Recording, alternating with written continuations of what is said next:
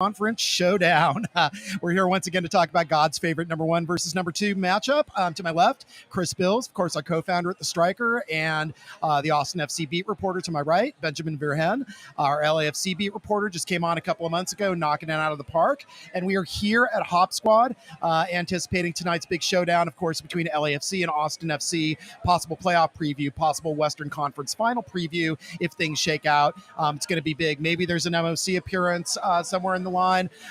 They're both, of course, coming off 2-1 losses, but hopping a little bit here at Hop Squad, but not quite 5 o'clock yet. I imagine once the official workday is over on this weird Friday night, kind of set up for a match that we're going to get lots of people. So, just first general thoughts from Chris and Ben about what we're going to see tonight. Yeah, well, first, Ben, welcome to Austin. Thank you. Appreciate Not the it. only Angelino that made the trip. It's I'm seeing quite a bit of black and gold around, and I know you wrote about that earlier this week. This just feels like, it feels massive for both teams, of course, and I'll let you get into the LAFC side of things. But for us here in Austin, I think this is by far the biggest game in Q2 Stadium history, by far the biggest game in Austin FC history to this point, and I think it's going to be a spectacle. ESPN, Taylor Twellman, John Champion, just take me through the LAFC side of it, though, because there's a lot of big games for LAFC. Is this reaching the same point that it is for us here? Yeah, I think definitely this one is marked on the calendar like a long time ago. Even the first game in May, there was high stakes then. There's high stakes now, even higher stakes. You got Giorgio Chiellini coming back from injury. You got Gareth Bale, getting more minutes on the field. That's exciting for the fans to see. And, of course, Carlos Vela. Breaking news earlier about an hour ago, you had Christian Tello signed for LAFC, so that's exciting, wow.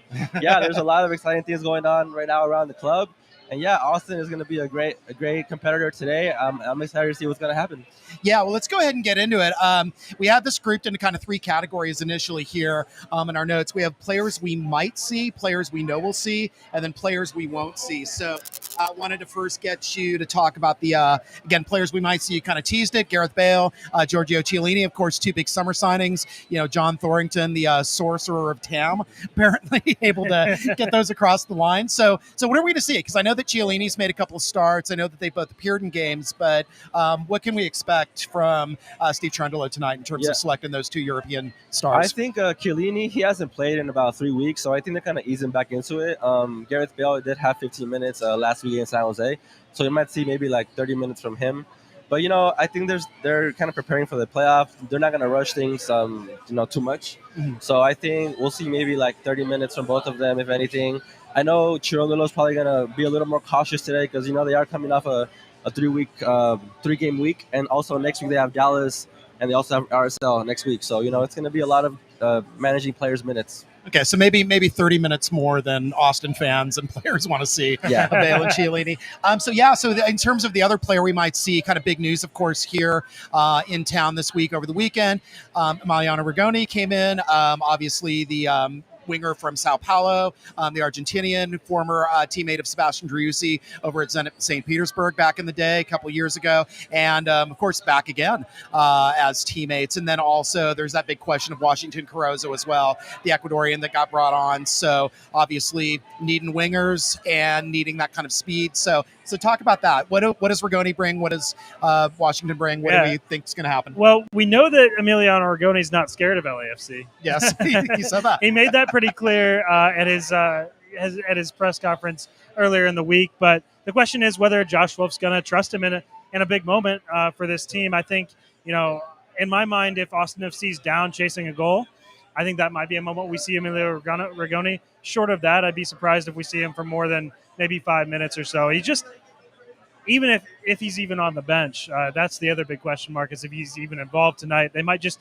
have him come out at halftime, hold up the jersey, do all that, because the fact is the dude has not played since early July, and he was barely playing before that in Sao Paulo. He's been kind of out of form, but he seems confident. He seems mostly fit. He's been training back in Brazil, and the thing is with players of this magnitude, and I'll get to Carrozzo here in a second. Yeah. Josh Wolf hasn't hesitated to throw a player out like Sebastian Driussi last year. He threw him in pretty quickly, so I think we could see a cameo performance. Don't expect him to start, and if he makes a difference late in the game, that would be incredible. I know a lot of the fans are hoping, though, that Washington Caruso can start making a difference late in games. And again, don't expect him to start, but he could be available, should be available off the bench back from that hip injury that left him out last week. Yeah, when we were talking over lunch on my front porch, thanks for bringing the tacos over, by the way.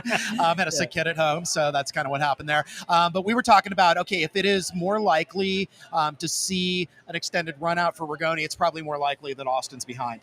Exactly. No, that's what I think is that just because of the way Josh Wolf, has sort of treated these new incoming signings, I think he knows what Rigoni can bring in on the offensive end of the pitch. We all know what Rigoni should be able to bring on the offensive end of the pitch, but is he fully worked into the system well enough to be trusted if you're up 1-0 or you're trying to hold on to a 1-1 result late in the game? So that's kind of what I expect. And I reserve the right to be wrong, but I don't expect that we'll see much of Rigoni, especially if Austin FC is ahead in this match. Right. So don't be disappointed if you don't see him. In other words, Austin fans. Yeah. Let's talk about players that we definitely will see. And again, we'll kick it over to you here, Ben. Carlos Vela. It's been kind of a different role this year. You've been writing about this all year at the Striker since you've been on. So talk a little bit about kind of how he's changed things up a little bit this year from what we're used to, and why that's still a dangerous thing. Yeah, I mean, obviously he had that amazing 34 goal per season in 2019, but so fast forward to 2022, he's been more of a playmaker for LAFC now. More of the creator, facilitator, if you may. I think he has a team leading 8 or 9 assists this season. So, yeah, you kind of see him floating around in the midfield at times. He kind of drops back a little bit to collect the ball. I think we'll see more of that today as well. We have Gareth Bale maybe coming back. We have Opoku on the wing. We have maybe Chicho up top. So, yeah, I could see him maybe, playing a little more of a creator role today. Yeah, and Chicho is one of my favorite MLS players when he's not playing an Austin FC team. So, yeah, definitely that's been a good partnership all year. Of course, on the other side of that, of course, Vela has had MVP performances before. We're getting an MVP performance right now out of Sebastian Driussi. Could be approaching 20 goals, 10 assists. Pretty remarkable season for him. So talk about what he's been doing and what we might expect today. Yeah, I mean, Sebastian Driussi, for me, has been the best player in MLS this year, and he's certainly been the main reason, among many, but really the main reason that Austin FC is where it is in second place in the Western Conference. He can lift this team in a way that I don't think that too many other players around the league. Hani Mukhtar in Nashville might be the best analog to that. Yeah. LAFC just has so many pieces. Austin FC's roster, and Ben, you and I were talking about this, I think, earlier today, is like LAFC's roster is at a point that Austin FC, I think, would want to be in 2 or 3 years. They're filled out.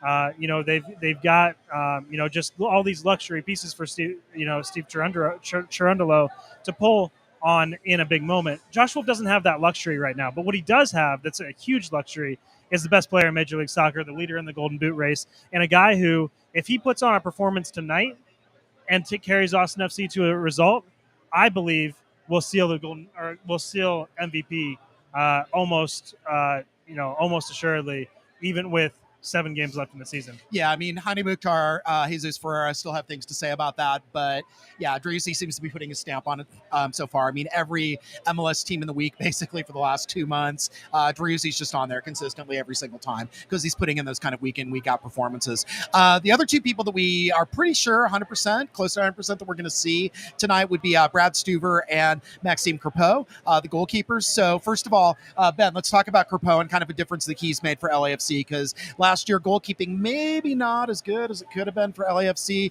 And how's that been this year? Yeah, he's been a huge addition to this club. I mean, he's been consistent all season long. He has had a couple of hiccups here and there, but for the most part, he keeps the team in games with the saves. He's always vocal. He's a leader. He just keeps the backline balanced. He communicates well. So yeah, I think he's been a huge part to this LAFC's club success this year. Yeah, I mean, of course, Stuver, obviously, we love his goalkeeping. There's the chant that happens in the stadium every time he makes a save. Obviously up for Humanitarian of the Year as well. Really, really fantastic all-around guy. But talk about what he does for that team. I mean, obviously, it's what he does on the defensive end, but also kind of stealthily what he does maybe on the offensive end as well. For sure. Brad Stuver, if you're watching from home and you haven't watched too many Austin games, there's no booing happening. It's going to be all about Stu. I imagine maybe some of the loudest, of those cheers that we've heard in the stadium's history. But there are some moments that make fans nervous.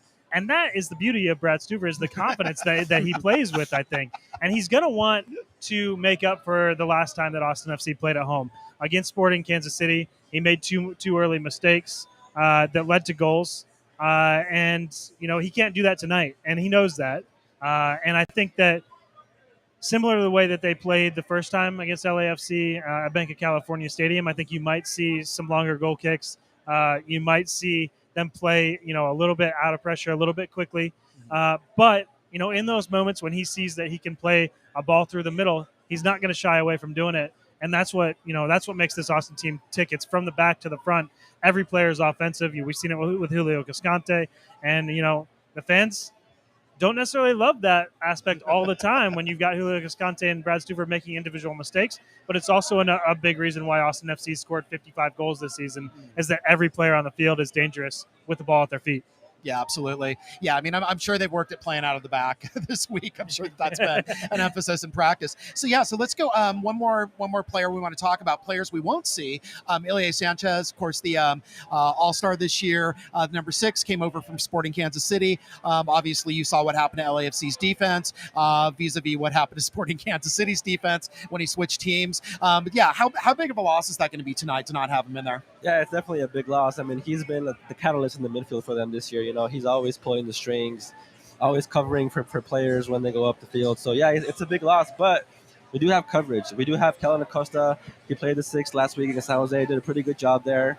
We also have Sebas Mendes. He just joined the team not too long ago. That's right. And we have Latif Blessing, Cifuentes. So we have some coverage. I don't think it's going to be he's going to be missed, of course. But we have someone to cover for him as well. Yeah, it could be a little bit more wide open game than we're used to seeing from both these teams, maybe with that piece out of it. So maybe there is some kind of like 4-3 Quakes level chaos, or even 5-4 level chaos happening. So let's talk about the coaches for a second. Obviously, you have the first year coach Steve Cherundolo. You have the second year coach Josh Wolf, former teammates on a World Cup team. So Cherundolo, what's he been like this year? I mean, again, obviously a lot of questions coming in terms of his experience, in terms of his ability, in terms of the season that he came from the Lights, but turns out he's a pretty good coach. Yeah, I mean, I myself was skeptical when he first signed with LAFC, but he's proven me wrong. He's proven a lot of people wrong. His game management has been great. His in-game substitutions, just the way he's been able to manage the games every game this year. He's been great for the team. He knows how to keep players happy. He knows how to manage players' minutes very well, and I'm happy we have him.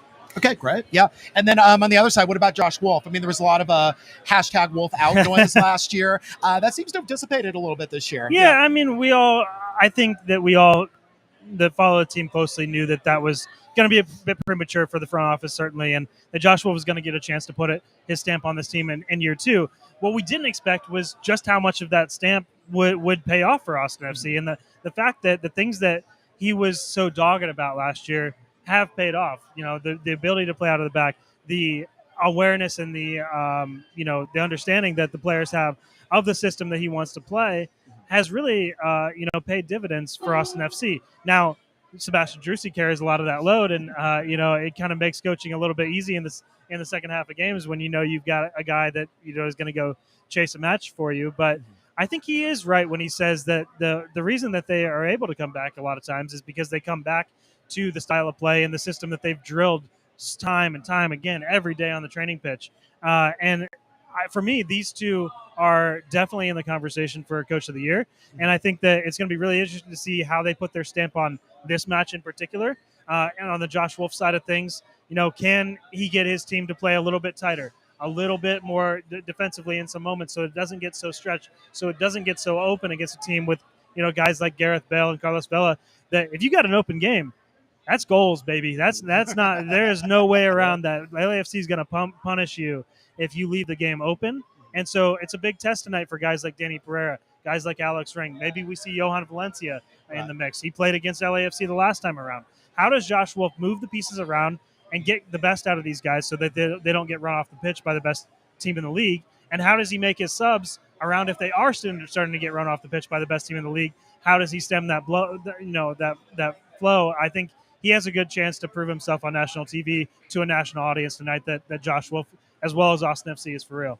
Yeah, so we're mentioning Coach of the Year here. So one of the big questions we had is, do trophies come from this? So let's start with Coach of the Year. Like, do we think either of these coaches have the opportunity to cement themselves as Coach of the Year this year? Yeah, I mean, with Steve Cherundolo, he does have a luxury of having one of the best teams on the league. But it's one thing to have it, and it's one thing to manage it. I think you have to manage egos. You have to manage just the camaraderie in the locker room, just how everybody's getting along. That's the coach's job, and I think he's been doing a great role this season for LAFC. Cherundolo has. So yeah, I mean, I think he's been able to manage. Like I said, I keep saying it, the players' minutes.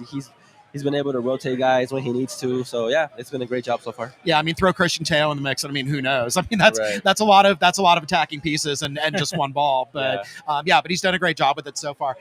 For Josh Wolf, case for him. Yeah, I mean, I think the case is that the improvement from year 1 to year 2 is I think what probably going to end up being the biggest improvement from year 1 to year 2 in an expansion club's history. Now, we don't know quite how this season is going to finish, and I think he's got to kick it into the garage, get this team across the line to second place in the Western Conference. But if he does that, I think that he's got definitely a case for Coach of the Year. The problem is that the precedent is there. Bruce Arena took it last year. His team, broke the record for the points record in MLS.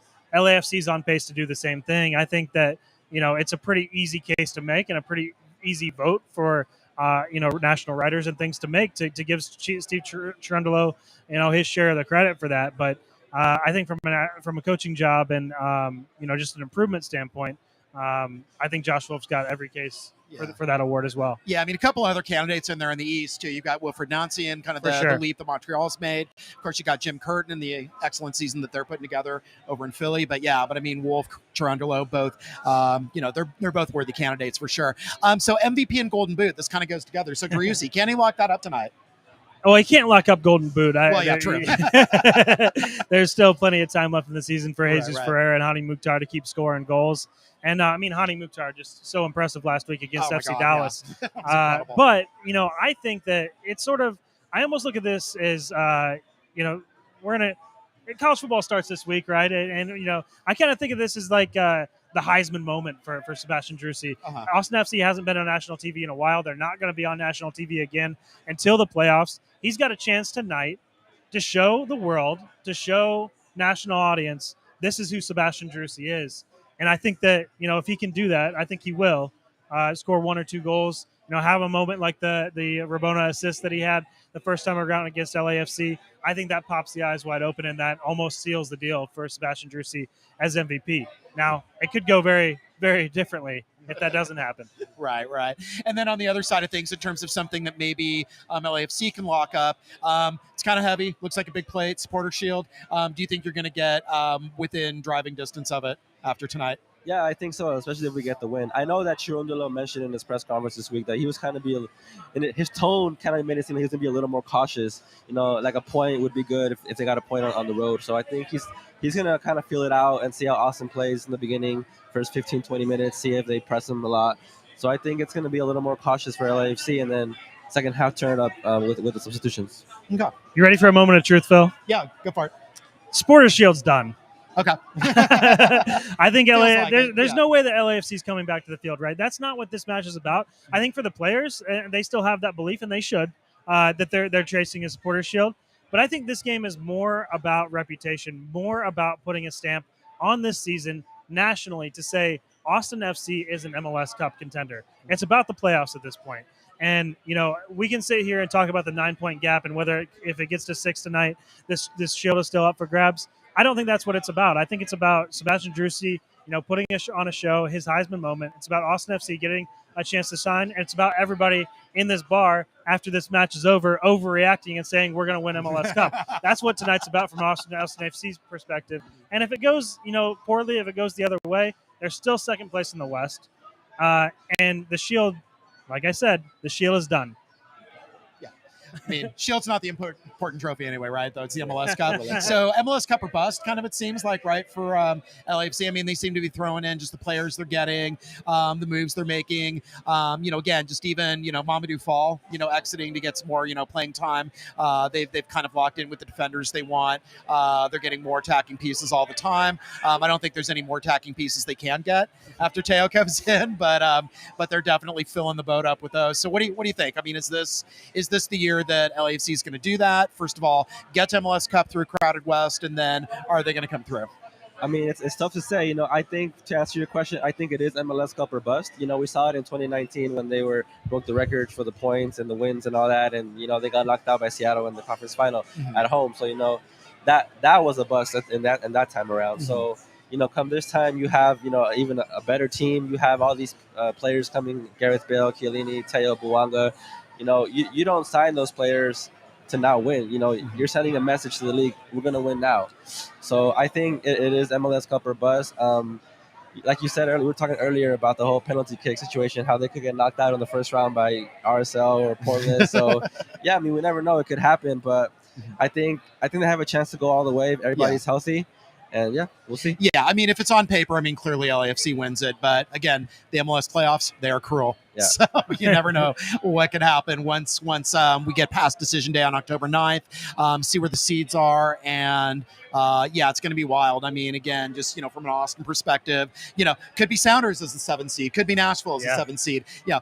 Could be the Galaxy as the 7th seed, who Austin struggled with this year. It's not easy. No, it's not. And I think that's where I think Austin FC is going into this, just kind of with house money, because they've already accomplished their goal was to make the playoffs. Right. Now that they're chasing Supporters Shield, or that, that's what the message inside the locker room. And yeah, there's pressure. You get a home playoff game, you want to win it.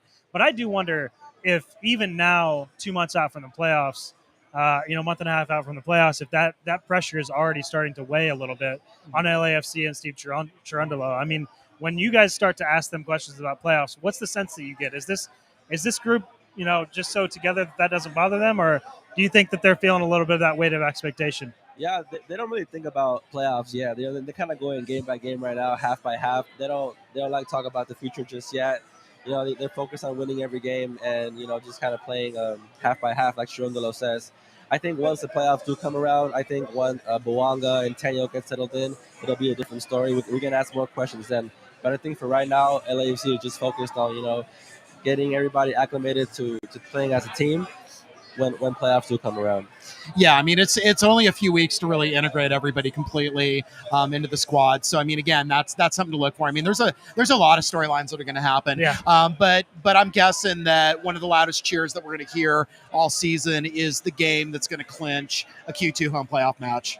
Yeah, for sure. And not only that, but just the idea of a Q2 home playoff match is it's already, I think tonight's going to be special. Mm-hmm. I think tonight is going to be, different than anything that we've seen inside the stadium, maybe since the home opener. But even that, I think people were still getting used to what this is going to be. People now know what Austin FC is, and people around town are talking about this match. I was just looking at resale prices. Get on it quick, folks, because it's starting to drop. It's down to $120. It's $120 to get into this match tonight. That's amazing. I'm looking at going home to go to an Ohio State football game in a month. It's cheaper than this game for a Big Ten top 25 matchup. That's the level that we've reached inside this market. And yes, it's a 20,000 seat stadium, but that tells you that this thing is resonating, and that once we get to playoffs, you're going to have this game to look back on to say, whoa, I was at that LAFC match. I want to be at this home playoff match. I want to be there when Austin FC plays at home, against whether it's one of those teams you mentioned. And I'm really excited to see how the end of the season goes. Yeah, for sure. All right. Well, we are just after the top of the hour. We're about to get out of here, but we have to do one more thing, and we have to do predictions. So, Ben, I'm going to start with you. We all have to commit. This is all on the record. We'll all have to look back on this someday and see how far off from being right we actually were. I think for me, it's going to be a draw. It's going to be a 2-2 draw. I think Austin's going to come in strong in the first half, and then LAFC is going to make some subs at halftime and, be the second half dominant team that they've been all season. So I think Austin takes the lead in the first half, and then LAFC ties it up in the end. Okay, sounds good. What do you think, Chris? Yeah, I was gonna go 2-2, but Benjamin, I think you kind of twisted my arm a little bit. I think it's LAFC that goes up early in this match. I think that's just the way that script has been all year for Austin FC. It's gonna feel low. It's gonna feel like there's nothing going on. Sebastian Druzzi gets his Heisman moment tonight. He gets his MVP moment. 3-2 Austin FC. Wow. Yeah, both compelling cases. I've been kind of bouncing back and forth between those scenarios. I think 2-2 though. I think it's a draw. I think these teams are pretty evenly matched. Yeah, I do agree. I think if a team is going to go up early, it's going to be LAFC. But again, like we've seen time and time again this season, Austin's got the ability to come back from that. It might not be the best plan, as it were, right? But apparently part of the plan. And as we know, Josh Wolf has a plan. There are principles, there are objectives. They've been helping Austin even when they get down. Like we've heard the players talk about all year. They know how to solve problems on the field. That's kind of the difference between last year and this year. And I mean, again, LAFC, that's a big problem. That's a conundrum. They provide a lot. But I'm looking forward to a really good contest. I think it's going to be fairly evenly matched. Wait. You're not getting out of here. Did we get a score from you? Yeah, it's a 2-2. 2-2. Okay. Yeah. So we got draw, Austin FC win. It is a home game. But now for sure, LAFC is going to win 3-0. That's just how. And then we'll be back at Hop Squad, where people will be either drowning their sorrows or partying, or both, obviously, because like you were saying earlier, and like I'm seeing right now, a lot of black and gold jerseys in here, people mixing, mingling. I mean, that's the really awesome thing about MLS. We've got both sides coming together, being one big MLS Western Conference family. And make sure you do check us out. After the match, we'll have 2 post-game shows, one with the Moon Tower guys, Landon and Jeremiah. I think they've got some special guests lined up as well. And then the 3 of us will be back over here to digest and tell you what happened in the press conference. All the reactions from the players, we'll have you covered here at the Striker. Yeah, absolutely. And again, that 30-day free trial, just sign up. Takes you less than a minute to do it. You're in close to decision day, and then just people who are with us, they decide they love it, they come back, they stay with it, they're getting all the coverage. And again, you're not just getting Austin, you're not just getting Houston and Dallas, but now you're getting the LA teams, now you're getting Atlanta, Grand WSL. It's been an incredible ride this summer, and we're going to keep it going. All right, thanks so much for our producer for doing her great. Yeah, we will see on the flip side of this with some quotes, some kind of initial reactions from what happened, and then we'll be writing and posting.